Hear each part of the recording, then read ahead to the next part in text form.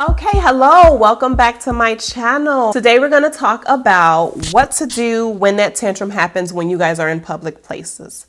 Okay, and if you haven't checked out my part 1 video on how to kind of prevent or avoid these things from happening, please check that out so that way you can get tips on that level. But we're here now. We're going to talk about the tantrum happening and what to do in that moment.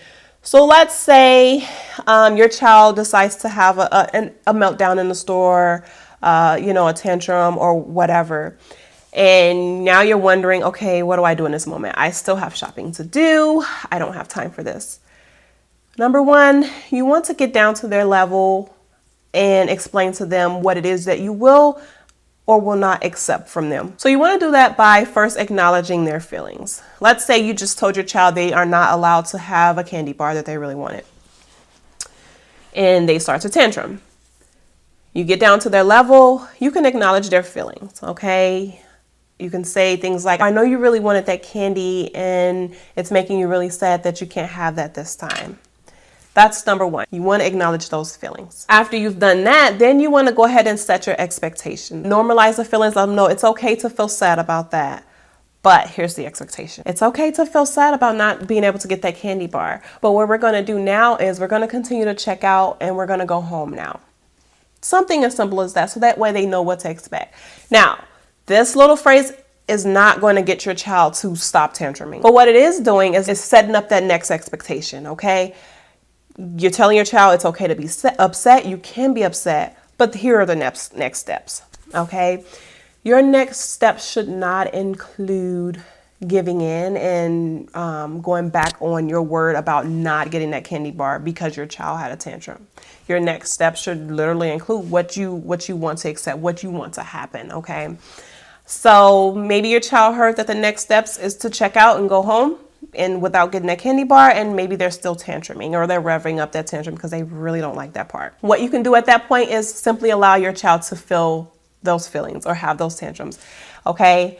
This is the part that's really, really hard for parents, is allowing your child to have that tantrum in the middle of the floor or in a public space. This is important because what it is you're teaching your child that if you have a tantrum, that does not mean that I am going to go back on my word and then give in.